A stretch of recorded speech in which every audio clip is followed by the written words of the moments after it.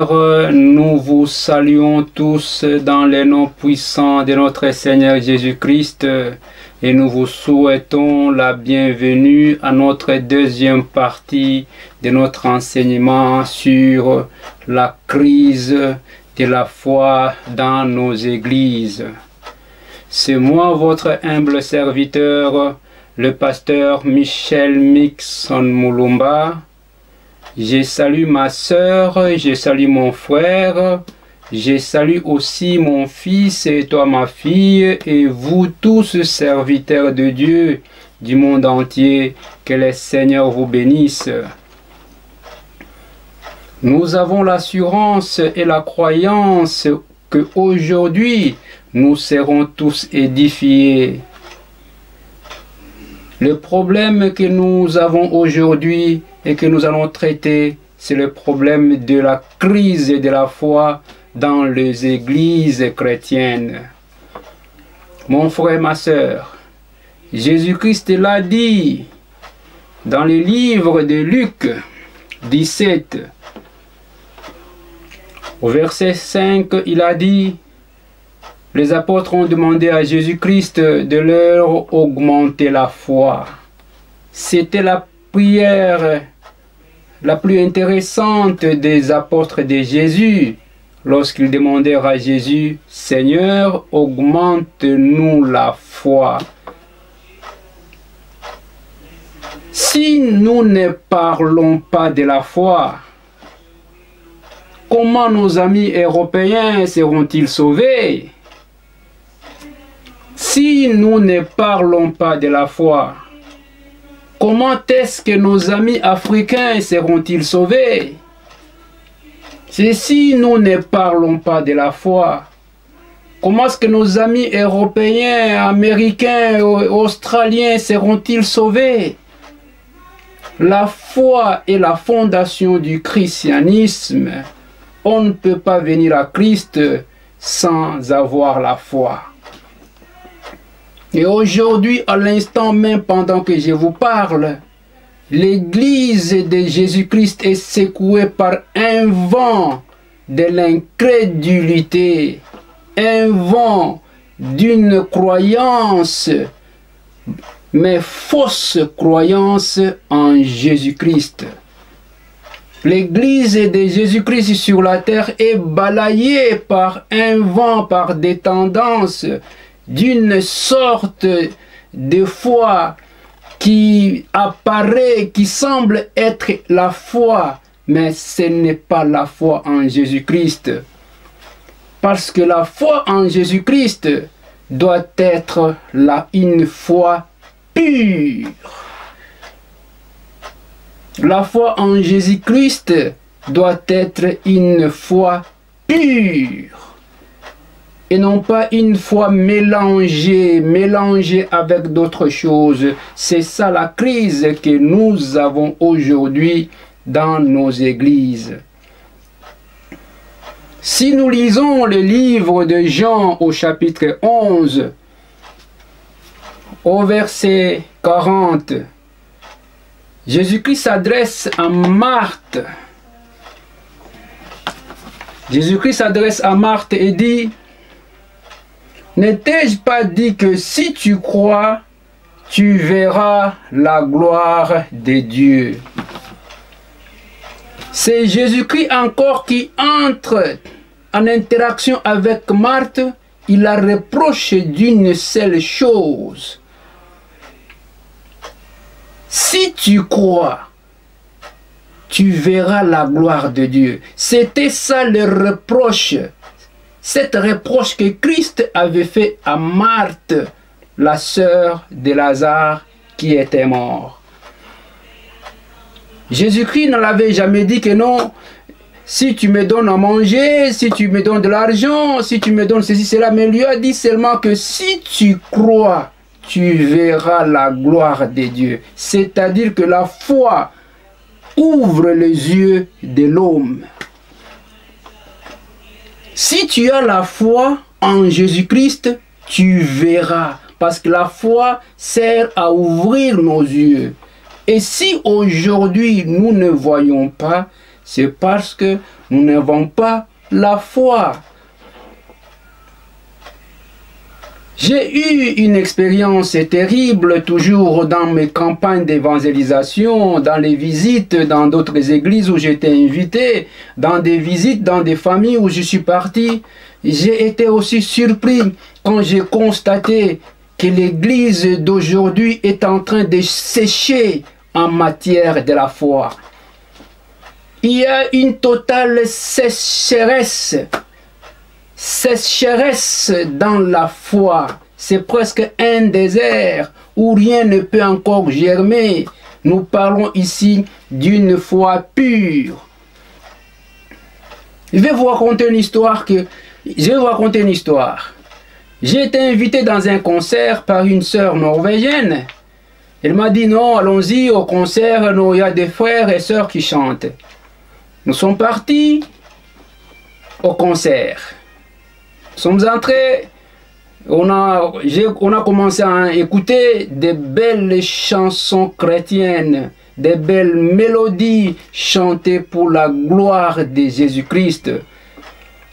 C'était une grande chorale de même 60 personnes. Ils ont vraiment secoué la salle avec des chansons, vraiment c'était très bien. À la fin, quand nous sommes sortis, j'ai approché certaines filles qui chantaient dans la chorale. J'ai demandé à la fille, j'ai dit voilà, vous avez bien chanté et nous sommes impressionnés dans notre cœur. J'ai demandé à la fille, es-tu chrétienne? Crois-tu en Jésus-Christ? La fille a dit non, je ne suis pas chrétienne, je ne crois pas en Jésus-Christ. Mon frère et ma sœur, j'étais complètement étonné parce que cela était un grand paradoxe. Une fille, une personne qui chante dans une chorale de l'église, mais elle dit qu'elle n'est pas chrétienne, mais elle chante pour la gloire de Jésus en lequel elle ne croit pas. Je n'avais jamais vu ça et ça m'a étonné.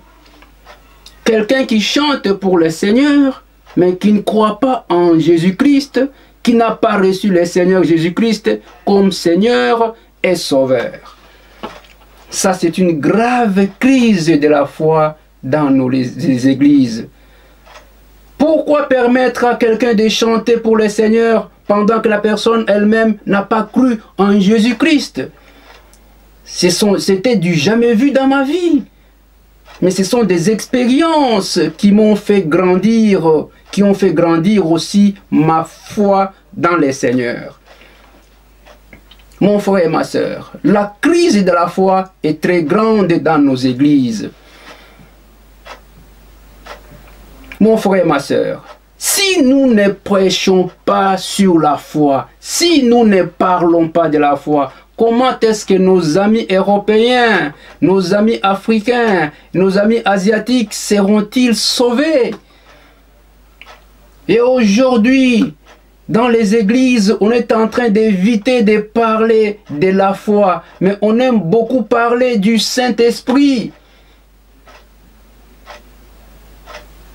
Dans les églises, on parle beaucoup du Saint-Esprit, mais on ne parle pas de la foi. Mais comment est-ce que allez-vous parler du Saint-Esprit aux gens qui n'ont pas la foi en Jésus-Christ?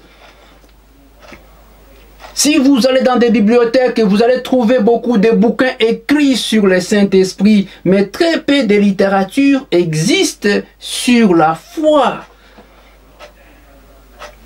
Vous allez trouver des livres, Miracles du Saint-Esprit, Les secrets du Saint-Esprit, beaucoup de littérature sur le Saint-Esprit.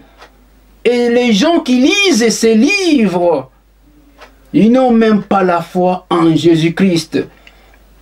Mon frère, ma sœur, il y a aujourd'hui dans nos églises une grande crise de la foi. J'ai été invité encore dans une église. Dans cette église, il y a des histoires louches, des histoires qui ne sont pas bien, mais qui se passent dans ces églises-là. Dans cette église, quand on m'a invité, mais j'ai constaté quelque chose, mais quand je me suis renseigné, j'ai été un peu choqué que dans la même église, l'homme divorce avec sa femme, il marie une autre femme dans la même église, puis il célèbre le mariage dans la même église. Ça, c'est une grave crise de la foi. Tu as ta femme dans l'église, puis tu divorces avec dans la même église, puis tu maries encore une autre femme dans la même église. Et cette femme aussi, elle marie aussi quelqu'un d'autre dans la même église. Mais cela m'a fait mal au cœur. J'ai prêché dans cette église à propos de la sanctification. Ça, c'est une véritable crise de la foi dans l'église corps de Christ. Mon frère et ma sœur, si nous n'avons pas la foi, nous allons commencer à devenir omnivores. Si nous n'avons pas la foi pure en Jésus-Christ, que deviendrons-nous? C'est à toi à qui je pose cette question, toi ma fille. C'est à toi mon fils qui m'écoute, à toi je pose cette question. Si nous n'avons pas la foi pure en Jésus-Christ, nous deviendrons des omnivores. Nous deviendrons des omnivores, nous commencerons à manger tout comme des porcs, comme des cochons. Parce que nous n'avons pas la foi pure en Jésus-Christ. Mon frère et ma sœur, quand Christ reviendra sur la terre, trouvera-t-il de la foi en nous? Il y a des assemblées, des églises qui ne savent pas respecter les standards de la foi pure en Jésus-Christ. Le respect du standard pur de la foi en Jésus-Christ est bafoué. Quelqu'un vient à l'église, il est dans la chorale, il chante, mais il ne croit pas en Dieu. J'ai trouvé encore une sœur. Sa fille me donne un témoignage que chaque fois, ils reçoivent des fétiches venant de l'Afrique par la poste. Chaque soir, sa mère prend le téléphone et parle avec un marabout. C'est la conversation avec les marabouts. Et une semaine plus tard, des fétiches viennent par la poste. Et ces gens-là, dans leur bouche, c'est toujours Dieu, Dieu, Dieu, Dieu, Dieu. Mais ils parlent de Dieu sans que Dieu soit dans le cœur. Mais Dieu est dans la bouche. Cette crise de la foi va ruiner les églises et va ruiner nos âmes. Mon frère, ma sœur, aujourd'hui Christ nous interpelle afin que nous puissions purifier notre foi. Nous devons enlever les ordures dans notre foi. Nous avons mélangé beaucoup d'ordures dans notre foi. Il est temps maintenant que le Seigneur nous aide à purifier notre foi pour enlever toutes les saletés que nous avons mis dans notre foi, pour que notre foi reste pure, pure dans le nom puissant de Jésus-Christ. Quand Dieu nous regarde, il ne nous voit pas tel que nous sommes, il regarde à la qualité de notre foi. La qualité de la foi est très importante. Mon frère, ma sœur, j'ai croisé encore une femme qui m'avait dit, oh non, on ne peut pas envoyer nos enfants dans votre église là, parce que dans vos églises là, vous prêchez beaucoup toujours sur le péché, le péché, le péché, et nos enfants seront frustrés parce que quand vous parlez aux enfants de péché, et c'est pas bien. Elle m'a parlé de ça, elle m'a reproché que dans vos églises, le message que vous avez, c'est parler sur le péché. Mais j'ai dit à la sœur, J'ai dit à la sœur que le message sur le péché, ce n'est pas moi qui l'ai inventé. C'est un message biblique. Le Seigneur dit, abstenez-vous du péché. C'est un message biblique. Et vous voulez aujourd'hui que nous puissions prêcher aux enfants pour les rendre contents, pour les divertir. Mais si nous prêchions aux enfants pour les divertir, mais comment auront-ils la foi en Jésus-Christ?